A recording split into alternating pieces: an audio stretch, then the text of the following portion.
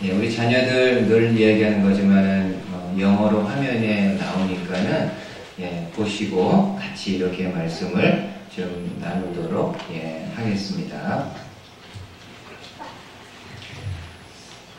여러분이 알고 있는 이야기 중에 좀 이런 이야기가 있습니다. 잠시 좀 나눌게요.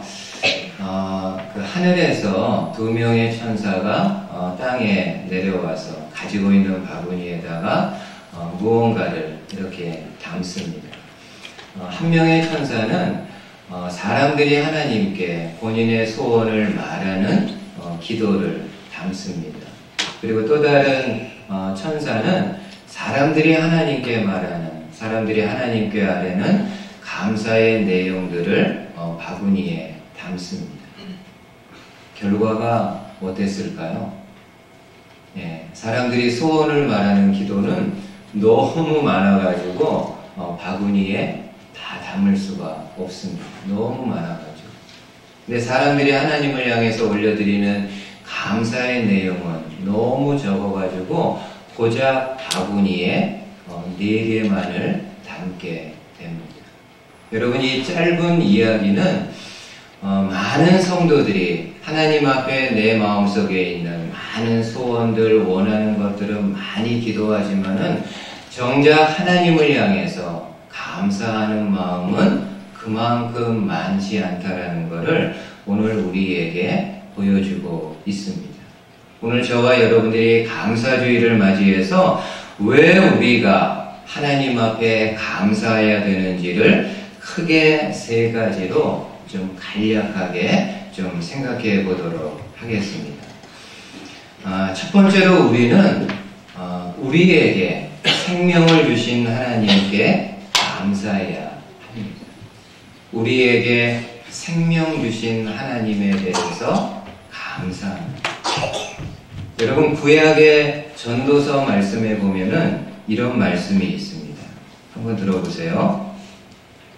모든 산자들 중에 들어있는 자에게는 누구나 소망이 있음은 산 개가 죽은 사자보다 낫기 때문이다.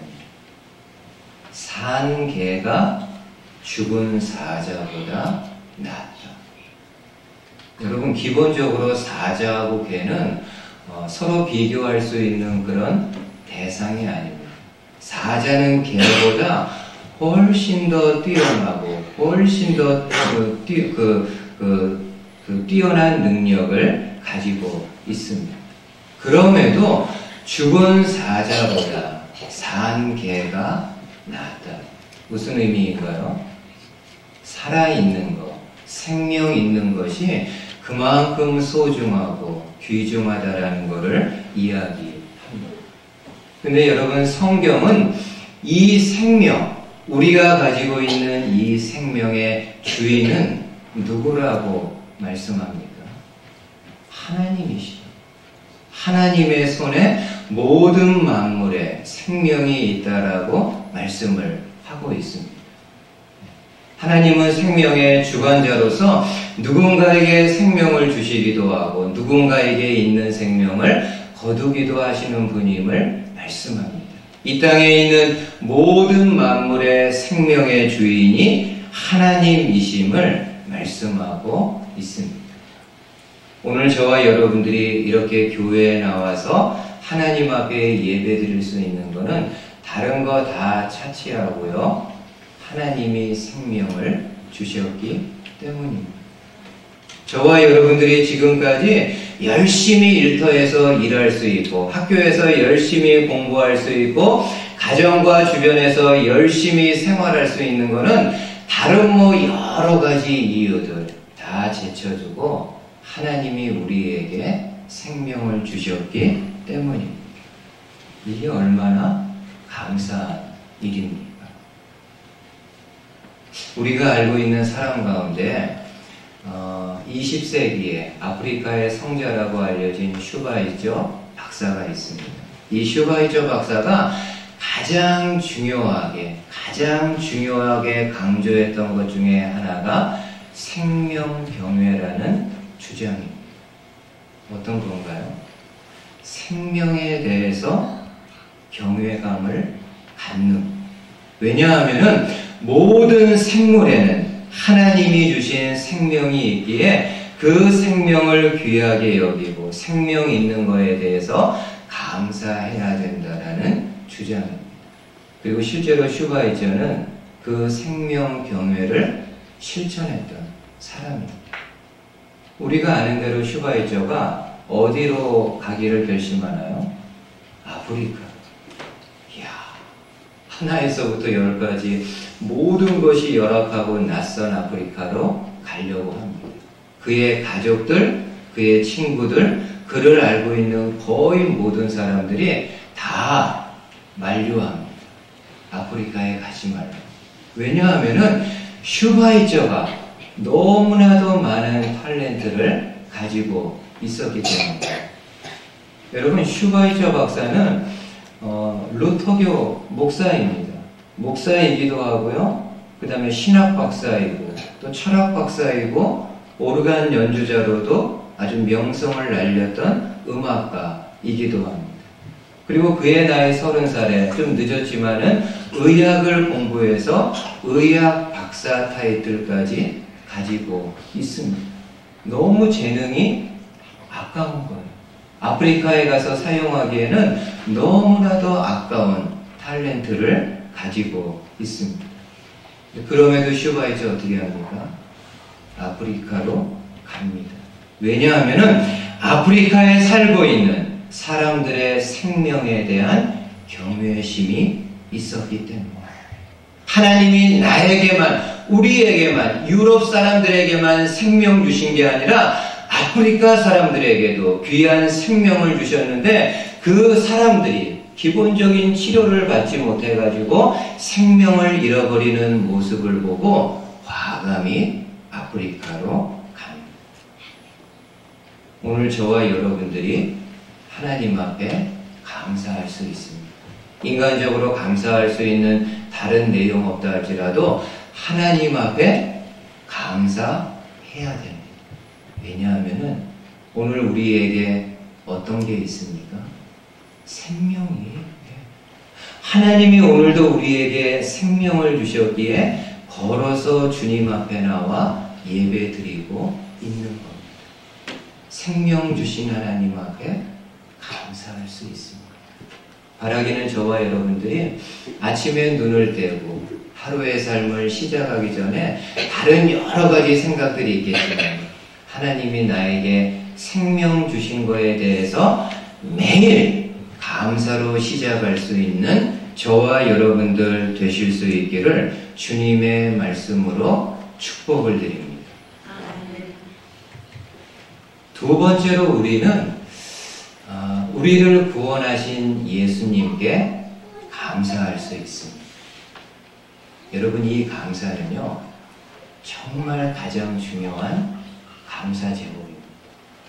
인간적으로 내가 하나님 앞에 감사할 수 있는, 내 삶을 볼 때 인간적으로 감사할 수 있는 아무 조건이나 내용이 없다 할지라도 저와 여러분들의 마음속에 구원에 대한 일말의 믿음이 있다고 한다면은 그 구원을 이루어 주신 예수님께 감사할 수 있습니다.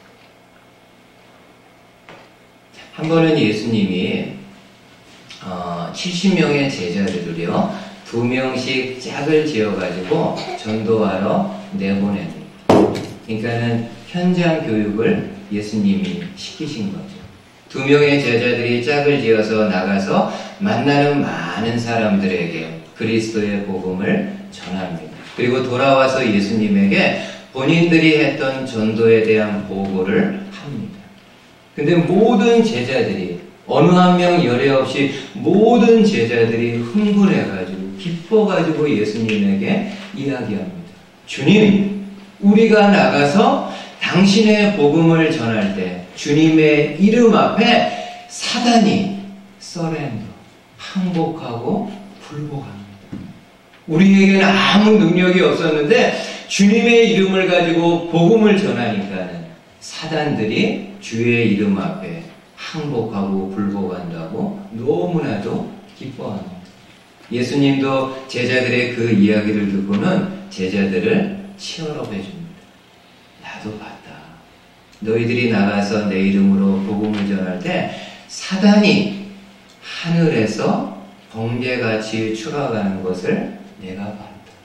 그리고 내가 너희들에게 권세를 주었기 때문에 이 땅에 있는 어느 누구도 너희를 해할 수 없다라고 말씀을 합니다. 제자들이 얼마나 기뻤겠습니까? 근데 여러분, 예수님이요, 그 다음 중요한 말씀이에요. 얘들아, 너희들에게 더 큰 기쁨이 있다. 어떤 건가요? 한번 누가복음 말씀 여러분 들어보세요. 그러나 귀신들이 너희에게 항복하는 것으로 기뻐하지 말고 너희 이름이 하늘에 기록된 것으로 기뻐하라.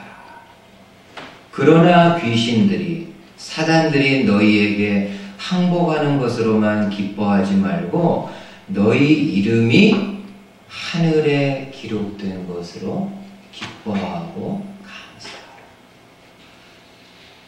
여러분, 성경에는요, 하나님에게는 생명책이 있다라고 말씀합니다. 그리고 이 생명책에 이름이 기록된 사람만이 하나님 나라에 들어갈 수 있음을 말씀을 해줍니다. 그러면은 중요한 질문이 이거죠. 과연 어떤 사람이 하나님의 생명책에 그 이름이 기록될 수 있을까? 한번 여러분 계시록 말씀 보세요. 계시록 21장에 무엇이든지 속된 것이나 가증한 일 또는 거짓말하는 자는 결코 하나님 나라로 들어오지 못하되 오직 어린 양의 생명책에 기록된 자들뿐이다. 여러분, 요한계시록에서는 하나님에게 있는 생명책을 또 다르게 뭐라고 명명해 줍니까? 어린 양의 생명책이다. 하나님의 손에 있는 생명책을 다르게 표현하길 어린 양의 생명책이라고 말씀합니다. 어떤 의미일까요? 여러분, 세례 요한이 오신 예수님을 사람들에게 소개할 때 이렇게 소개합니다. 보라, 세상 죄를 지고 가는 하나님의 어린 양입니다. 이 땅에 오신 예수 그리스도를 가리켜서 하나님이 보내신 세상 모든 사람들의 죄를 지고 갈 하나님의 어린 양이라고 말씀합니다. 예수님을 가리켜서 하나님이 보내신 어린 양. 그리고 실제로 예수님은 이 땅에 오신 어린 양이신 예수님은 세상 모든 사람들의 죄를 대신해서 십자가에서 죽으셨고, 그 십자가에서 죽으신 예수님을 마음으로 믿는 사람마다 어린 양의 생명책에 이름이 기록됩니다. 그리고 어린 양의 생명책, 하나님의 생명책에 기록된 사람들마다 하나님 나라에 들어갈 수 있음을 말씀합니다. 어떠세요? 오늘 저와 여러분들 마음속에 이 어린 양 되시는 예수님에 대한 믿음이 있습니까? 예수님은 나의 죄를 위해 대신 죽으셨고, 내가 그 예수님을 마음으로 진정성 있게 믿을 때 구원 얻을 수 있음을 여러분들이 마음으로 믿고 있습니까? 이 믿음이 있으면요, 누구에게 감사할 수 있을까요? 예수님에게. 나의 죄를 대신해서 죽으신 예수님에게 감사할 수 있습니다. 인간적으로는 내가 가진 돈이 없고, 가진 능력 없고, 좋은 것 많이 가지고 있지 못한다 할지라도, 그래서 하나님 감사할 게 있어야죠. 이런 마음이 들었더라도 내 마음속에 부족하지만 이 작은 믿음, 예수님이 나를 위해서 죽으셨고 나는 이 예수님을 믿는다라는 작은 믿음이 있을 때 예수님께 작은 감사라도 저와 여러분들이 올려드릴 수 있습니다. 이런 성도님들 되실 수 있기를 주님의 말씀으로 축복을 드립니다. 마지막으로 하나만 더. 우리가 왜 하나님께 감사해야 될까요? 하나님은 우리를 돌봐주시는 분이기 때문입니다. 한번 여러분 출애굽기 말씀 한번 보세요. 출애굽기 2장에 하나님이 그들의 이스라엘의 고통 소리를 들으시고 하나님이 아브라함과 이삭과 야곱에게 세운 그의 언약을 기억하사 하나님이 이스라엘 자손을 돌보셨고 하나님이 그들을 기억하셨다. 여러분 여기 말씀해 보니까는 하나님은 이스라엘의 고통하는 소리를 들으셨다. 이 당시 이스라엘 백성이 애굽 땅에서 노예로 굉장히 힘들게 억압받으면서 살아갈 때 이스라엘의 고통 소리를 하나님이 들으셨다. 그리고 이스라엘과 과거에 맺은 언약을 기억하셨다라고 이야기합니다. 그리고 한 걸음 더 나아가서 어떻게 했다고요? 하나님이 이스라엘을 돌보셨다고. 여러분 여기 돌보셨다라는 히브리 원어는 두 가지의 뜻이 있습니다. 하나는 비짓, 방문하는 것, 찾아가는 것. 그리고 두 번째는 자세히 관찰하는 것, 자세히 살펴보는 것. 여러분 지금 이스라엘 백성들이 애굽 땅에서 이루 말할 수 없는 고난을 겪고 고통을 겪고 눈물 흘림을 겪고 있는데 하나님은 이스라엘 백성들 그 모습을 그냥 팔짱 끼고 아무렇지도 않게 즐기고 관조하는 것이 아니라 이스라엘 백성들이 고통 중에 있을 때 찾아오셔서 비짓 찾아오셔서 그들의 삶의 아픔, 삶의 눈물이 어떤 건가를 보시고 그들의 눈물을 닦아주시는 분이라고 말씀합니다. 그리고 실제로 하나님이 그러셨잖아요. 이스라엘 백성들 어떻게 했습니까? 애굽 땅에서 엑소더스, 출애굽을 시켜버립니다.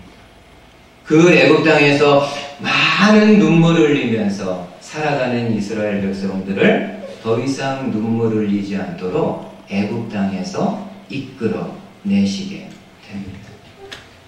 여러분 하나님의 이러한 모습은 예수님을 통해서요 더 확실하게 나타납니다. 누가복음 7장에 보면은 하루는 예수님이 나인성을 향해서 갑니다. 근데 거의 다 이렇게 도착을 했을 때 오히려 그 성에서 많은 사람들이 한 죽은 사람을 메고 나옵니다. 이 죽은 사람은 누구인가요?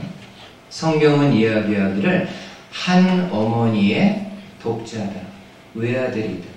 그리고 그 죽은 아들의 어머니는 과부였다라고 이야기합니다. 여러분 한번 생각해 보세요. 홀로 된 여인에게 하나밖에 없는 아들은 어떤 존재였을까요?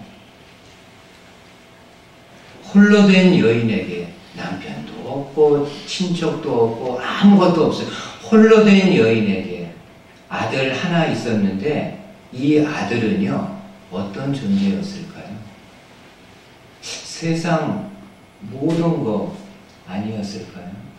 이 여인이 홀로 살아가는 건 너무나도 힘든 일인데 그럼에도 여인이 살아갈 수 있는 유일한 힘이자 희망이지 않았을까요?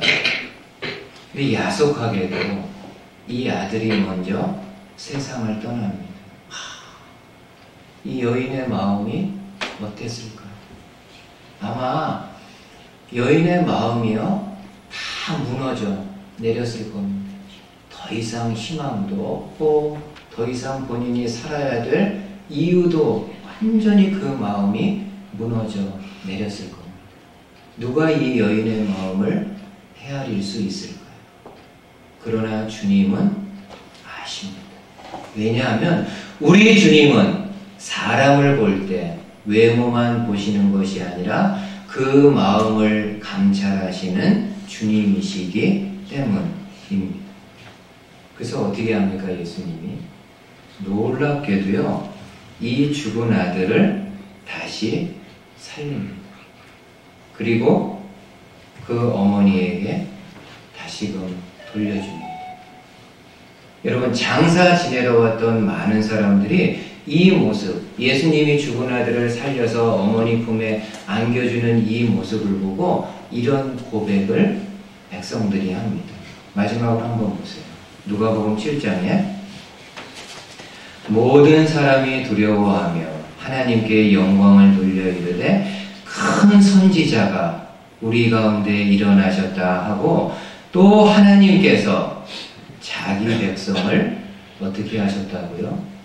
돌보셨다 하더라. 하나님께서 자기 백성을 돌보셨다 하더라. 여러분 여기 돌보셨다라는 단어는 헬라어로 에피스케토마이고요. 구약의 아까 돌보다라는 단어 똑같습니다. 두 가지 의미예요. 비집, 자세히 보다. 하나님이신 예수님은 이 여인이 하나밖에 없는 아들을 잃어버렸을 때, 그 아들이 생명을 잃어버렸을 때 이루 말할 수 없는 슬픔을 가지고 있는 것을 보시고요. 친히 가까이 찾아오셔서 그 죽은 아들을 살리시고 다시금 여인의 품에 안겨주시게 됩니다. 저와 여러분들이 믿고 있는 주님이 어떤 분입니까? 내가 어떤 어려움 중에 있을 때, 내가 어떤 고통받을 때, 내가 어떤 피눈물을 흘리고 있을 때 우리 예수님은 그냥 이렇게 팔짱 끼고 멀리서 이렇게 지켜보는 그런 분이 아니라요. 이제 저와 여러분들의 마음과 삶을 찾아오셔가지고 내 아픔, 내 눈물이 어떤가를 보십니다. 그리고 주님만이 해주실 수 있는 위로와 격려를 우리에게 해주십니다. 마지막으로 이분 한번 소개할게요. 북아프리카에서 선교 사역했던 프레드릭 놀란이라는 선교사가 있습니다. 그 당시 북아프리카는 기독교를 이렇게 막 권장하는 그런 나라가 아니었습니다. 그래서 기독교를 탄압하는 정부로 인해 가지고 놀란 선교사가 여러 군데 도망을 다니게 됩니다. 근데 도망을 가려고 해도요 마땅한 데도 없습니다. 근데 한 번은 군인들이 계속해서 추적하고 계속해서 추격해서 쫓아오는데 참 놀란 선교사가 어디 이렇게 피할 만한 공간이 없습니다. 근데 급한 마음에요. 뒤에 군인들이 쫓아오니까는 한 곳에 있는 작은 동굴로 들어가 숨습니다. 근데 만약에 군인들이 오다가 동굴 안으로 들어오면은 그냥 꼼짝없이 그 동굴에서 죽을 수밖에 없는 상황입니다. 놀란 선교사님이 그 작은 동굴 안에서 하나님 앞에 간곡하게 기도합니다. 생명을 지켜달라. 조금 더 그리스도의 복음을, 당신의 복음을 이 땅 사람들에게 전하기를 원한다. 생명을 지켜달라고 기도합니다.